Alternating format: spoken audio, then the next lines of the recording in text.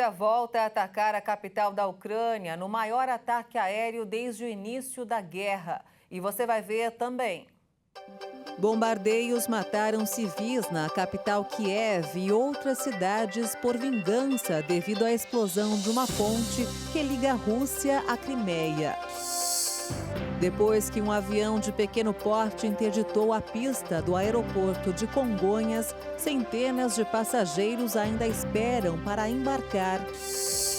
Já estão valendo as novas regras para a rotulagem de alimentos. Pesquisa mostra que muitos brasileiros estão insatisfeitos com o trabalho e querem mudar de emprego. Vídeo que viralizou na internet levanta reflexão sobre dons e escolhas. Agora, no Jornal das 18h30.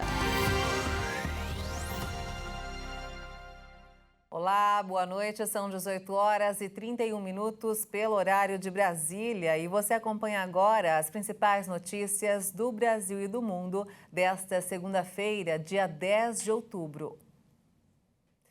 A onda de bombardeios coordenados lançados hoje pela Rússia contra várias cidades ucranianas deixou vários mortos e dezenas de feridos. O presidente Vladimir Putin confirmou os ataques maciços e prometeu respostas severas em caso de novos ataques da Ucrânia. Os bombardeios acontecem depois que uma explosão destruiu parcialmente a estratégica ponte de Crimeia. Esta é a maior campanha de ataques na Ucrânia em meses e coincide com uma reunião do Conselho de Segurança convocada pelo presidente russo. Vários líderes europeus condenaram os ataques. I am shocked and appalled by the vicious attack on Estou chocada com o ataque violento a Kiev e outras cidades ucranianas. A Rússia mais uma vez mostrou ao mundo o que representa. É terror e brutalidade. Os responsáveis devem responder por isso. Estamos de luto pelas vítimas e envio minhas sinceras condolências aos nossos amigos ucranianos. Eu sei que eles não serão intimidados e eles sabem que estaremos ao lado deles pelo tempo que for necessário.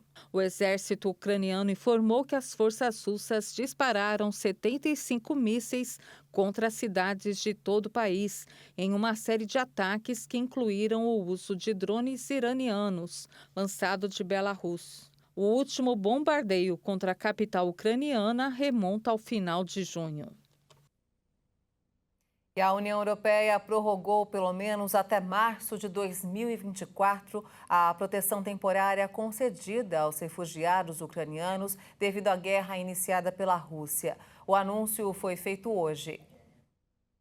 Ao todo, 4,2 milhões de ucranianos podem se beneficiar deste estatuto, que confere direitos em termos de acesso à habitação, ao mercado de trabalho, ao sistema escolar e a prestações sociais. Aos ucranianos que decidiram voltar para casa, foi assegurado que poderiam regressar à União Europeia se a situação se deteriorar no país, recuperando o status de proteção temporária. Em Tallinn, capital da Estônia, ao lado da presidente da Comissão Europeia Ursula von der Leyen, a primeira-ministra estoniana Kaja Kallas cobrou mais ações por parte do bloco. Os refugiados ucranianos, em sua maioria mulheres e crianças, já formam cerca de 4,4% da nossa população. Nossa mensagem à Comissão Europeia é que é necessária uma solução europeia para ajudar aqueles que fogem da guerra dentro da Ucrânia, bem como apoiar os Estados-membros que estão fornecendo abrigo e proteção para um grande número de refugiados ucranianos. As duas ainda visitaram a cidade de Narva, fronteira com a Rússia. A Diretiva de Proteção Temporária, separada do procedimento usual de asilo, foi ativada pela primeira vez pela União Europeia no início de março. Aqui no Brasil, um novo vídeo mostra o momento em que a aeronave de pequeno porte derrapa na pista do aeroporto de Congonhas, em São Paulo, após o pneu do trem traseiro estourar durante o pouso na tarde deste domingo. Não houve feridos. As operações de pousos e decolagens foram retomadas na noite de ontem, mas estão distantes de serem normalizadas. Usuários relataram estar há mais de 12 horas aguardando a acomodação em hotéis oferecida pelas companhias aéreas enquanto esperam para embarcar. No vídeo registrado por câmeras do site climaalvivo.com.br, é possível ver o momento em que o avião estava pousando na pista, quando desliza e vai para a grama soltando fumaça. Segundo a Infraero, a aeronave, que pertence a uma empresa de Belo Horizonte, transportava 2 tripulantes e 3 passageiros e estava com a documentação regular. Ele foi retirado da pista por volta das 10 da noite, pelo horário de Brasília. Com a interdição da área por horas, ao menos 140 voos foram cancelados, 73 partindo do aeroporto de Congonhas e outros 67 pousando. A pista foi liberada às 10h18 da noite e o aeroporto, que fecha durante a madrugada, ficou aberto até a 1 da manhã desta segunda-feira, excepcionalmente. No novo vídeo que mostra a pista no momento do acidente, o controle de tráfego aéreo fala que vai mudar a direção dos pousos, uma ação corriqueira segundo especialistas, e indica que o vento estava impactando a operação. O aeroporto de Congonhas é o segundo com maior tráfego de passageiros do país e tem a rota mais movimentada, que é a ponte aérea com o Rio de Janeiro. 2 pessoas morreram ontem após a queda de um avião de pequeno porte na represa Jurumirim, em Paranapanema, no interior de São Paulo. Entre as vítimas estava a mãe do jornalista César Tralli. O acidente aconteceu por volta das 4h30 da tarde. A aeronave Petrel 100, o modelo hidroavião, caiu perto de um condomínio às margens da represa Jurumirim. As imagens mostram a chegada do socorro ao local e a retirada do avião e das vítimas do acidente, Edna Tralli, de 74 anos, e Euclides Broch, de 78 anos, piloto e dono do monomotor. De acordo com as investigações, ainda não se sabe de onde a aeronave partiu e nem para onde ela ia. O Centro de Investigação e Prevenção de Acidentes Aeronáuticos e a Polícia Civil de Paranapanema continuam apurando as causas do acidente. O corpo de Edna Tralli foi enterrado na manhã desta segunda-feira em um cemitério de São Paulo. Já Euclides Broch será enterrado em um cemitério de Jundiaí, interior paulista, na manhã desta terça-feira. Representantes de institutos de pesquisa e da Justiça Eleitoral e cientistas políticos podem ser convocados para participar de audiência pública na Comissão de Transparência do Senado para explicar as divergências entre os levantamentos de intenção de voto e os resultados das urnas no primeiro turno das eleições. O Senado está solicitando a presença de 15 representantes das entidades, inclusive o comparecimento do ministro do Tribunal Superior Eleitoral, Alexandre de Moraes. O requerimento também cita representantes do Instituto de Inteligência em Pesquisa e Consultoria Estratégica (EISIBOP), do Datafolha e Quest. Se aprovada, essa audiência deve acontecer antes da instalação da Comissão Parlamentar de Inquérito dos Institutos de Pesquisa, que, embora tenha conseguido assinaturas suficientes para ser lida no plenário da Casa, ainda está sob análise do presidente do Senado, Rodrigo Pacheco. A Justiça Federal do Amazonas autorizou a soltura de Rubens Vilar Coelho, suspeito do assassinato do indigenista Bruno Pereira e do jornalista Dom Philips, em junho deste ano. O colombiano Rubens Vilar Coelho, conhecido como Colômbia, foi preso no oeste do Amazonas por apresentar documentos falsos enquanto prestava esclarecimentos a respeito do desaparecimento de Bruno Pereira e Dom Philips. O Ministério Público Federal recorreu à decisão da soltura e Coelho vai responder sobre o uso de documento falso em liberdade provisória. Como Coelho responde a outro processo que apura a participação dele em uma organização criminosa armada e também em crimes ambientais, ele continua preso em Manaus. A Polícia Federal suspeita que o comerciante esteja envolvido no assassinato de outro indigenista em 2019. O jornalista britânico Dom Philips e o indigenista brasileiro Bruno Pereira foram assassinados durante uma viagem pelo Vale do Javari. Os corpos foram resgatados 10 dias depois. O comerciante é apontado como mandante do crime pelos indigenistas. Já estão valendo as novas regras para a rotulagem de alimentos. A ideia é informar as substâncias dos produtos que podem prejudicar a saúde do consumidor. Com as novas regras para a rotulagem de alimentos, os produtos lançados a partir de 9 de outubro já devem estar com os rótulos adequados às mudanças previstas. Entre as principais mudanças está a adoção de rotulagem nutricional frontal. A medida promete facilitar a escolha dos alimentos mais adequados para o consumo de acordo com o perfil de cada um. Por exemplo, para os diabéticos, que devem controlar o açúcar, e para as pessoas que lidam com a hipertensão, que devem controlar a ingestão de sódio, a mudança é importante e traz benefícios. Os alertas alto em sódio e alto em açúcar devem aparecer na frente das embalagens para ficar mais fácil a visualização e, quem sabe, optar por outros produtos mais adequados. As novas regras estabelecidas pela Agência Nacional de Vigilância Sanitária devem passar por uma fase de transição. E você vai ver ainda nesta edição, 3 americanos ganham o Prêmio Nobel de Economia 2022. E ainda, vídeo que viralizou na internet levanta reflexão sobre dons e escolhas. Os detalhes em instantes, até já.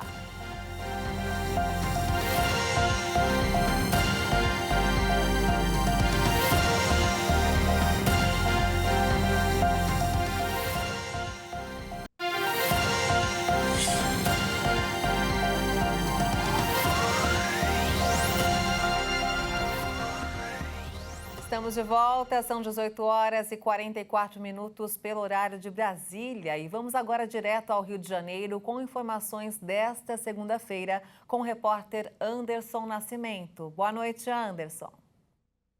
Boa noite, Maria Alice. O movimento de compras para o Dia das Crianças já começou. E o comércio está na mira do Instituto de Defesa do Consumidor. O Procon Carioca, órgão vinculado à Secretaria Municipal de Cidadania, em levantamento realizado em sites de compra antes do Dia das Crianças, encontrou uma diferença de preço de mais de 360% para o mesmo produto em estabelecimentos diferentes. O levantamento foi realizado no dia 3 de outubro. Foram comparados 30 brinquedos no total, das categorias bonecos e bonecas, jogos, tablets, livros, relógios, bicicleta, entre outros. A cidade ganhou hoje um novo corredor BRS, que vai fazer conexão com importantes eixos de transporte público na região do centro. O 23º corredor de serviço rápido de ônibus fica entre a Rua da Carioca e a Avenida Nilo Peçanha. Ele começa na Praça Tiradentes e vai até a Avenida Graça Aranha. O novo corredor terá ligação com o BRS da Avenida Passos, que foi implantado em junho deste ano. O funcionamento será de 6 da manhã até às 9 da noite. Agora, imagina a cena. Você está passeando de barco, curtindo a natureza e, de repente, dá de cara com uma onça nadando. Isso aconteceu nesse fim de semana no Rio de Janeiro. O registro foi feito em Piraí, no sul fluminense. A onça parda, ameaçada de extinção, nadava na represa Ribeirão das Lajes. Esse é o segundo registro da espécie na região. O primeiro foi em 2019, quando 2 onças também foram flagradas nadando no local. Maria Alice, é uma diversão aí junto à natureza que eu fico mais distante. Olha, amanhã eu volto com mais notícias aqui do Rio. Até amanhã. E eu também estou com você nessa, viu, Anderson? Obrigada pelas informações e até amanhã. Olha só, o índice de famílias endividadas subiu no Brasil pelo 3º mês seguido, segundo pesquisa divulgada hoje pela Confederação Nacional do Comércio de Bens, Serviços e Turismo. A pesquisa de endividamento e inadimplência do consumidor, PEIC, considera para o cálculo do endividamento as pessoas que têm contas a vencer, como cheque especial, cartão de crédito, carnês de loja, crédito consignado, empréstimos e financiamentos de carros e imóveis. O levantamento revela que 80,3% das famílias que têm renda de até 10 salários mínimos estão endividadas. Este é o maior patamar já registrado na série histórica, que teve início em 2010, e pela primeira vez com taxa acima dos 80%. Já entre as famílias com renda superior a 10 salários mínimos, o endividamento se manteve estável, atingindo 75,9% desse público.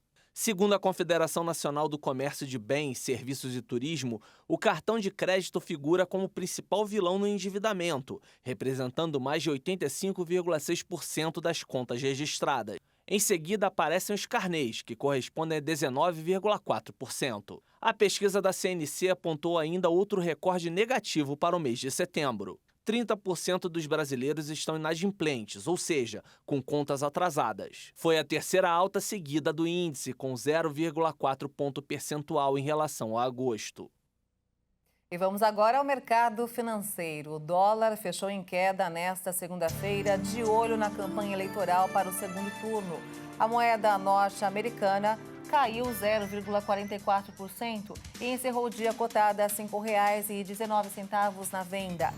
Já o Ibovespa, o principal índice da Bolsa de Valores de São Paulo, a B3, fechou em queda hoje após o início de negócios com ganho, com investidores monitorando a cena política local depois de um primeiro turno eleitoral amplamente bem-vindo pelos mercados, embora receios internacionais de aperto monetário continuem no radar. O Ibovespa caiu 0,37% a 115.941 pontos. E olha só, 4 meses após a privatização da Eletrobras, as ações rendem hoje o dobro do FGTS. Depois de exatos 4 meses da oferta de ações no processo de privatização da maior companhia de energia elétrica da América Latina, os papéis da empresa listados no Ibovespa, que é o principal índice acionário do Brasil, saltaram mais de 8,4%. Na época, o processo movimentou cerca de 33 bilhões e 700 milhões de reais e fixou em R$ 42 o preço de cada ação. E na última sexta-feira, os papéis da empresa chegaram a ser negociados na faixa de R$ 45,50, valor 8,4% acima do preço inicial cobrado na efetivação da venda da companhia. Em meados de agosto, as ações flertaram com os R$ 50, mas sofreram forte desaceleração até voltar para a cotação na casa dos R$ 42 ao final do mês de setembro.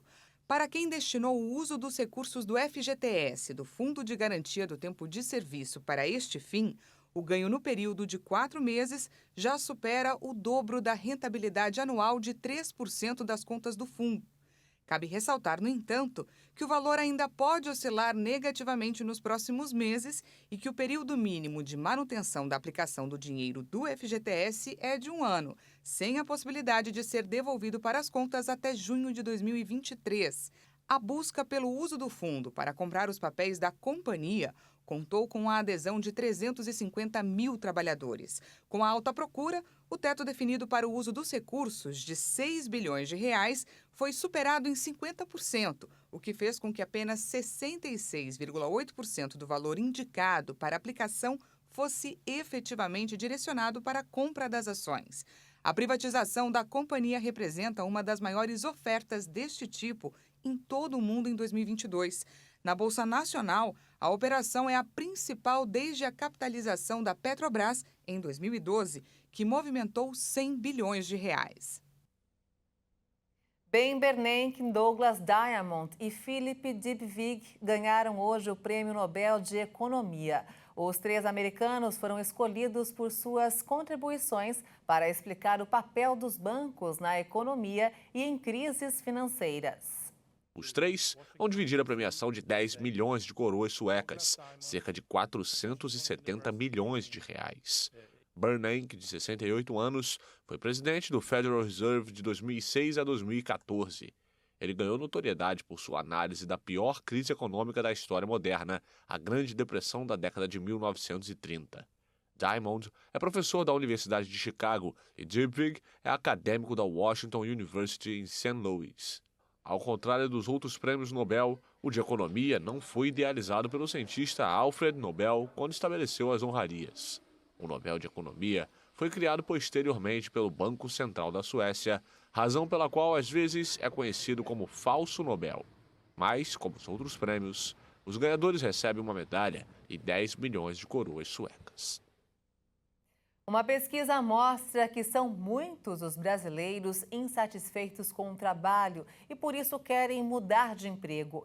Recentemente, um vídeo viralizou nas redes sociais e deixou uma pergunta no ar. Será que você é bom o bastante ou apenas está no lugar errado? Acompanhe na reportagem de Maria Clara Leite. A menina recebe o passe, ajeita a bola e chuta. Ou melhor, tenta. A jogada não surpreende muito, não. Mas o que vem depois... A habilidade singular da garotinha impactou a internet. E não por acaso. O vídeo viralizou em várias partes do mundo, inclusive aqui no Brasil, onde ganhou a seguinte legenda: todos temos habilidades únicas, talvez você só esteja no lugar errado. Já parou para pensar nisso?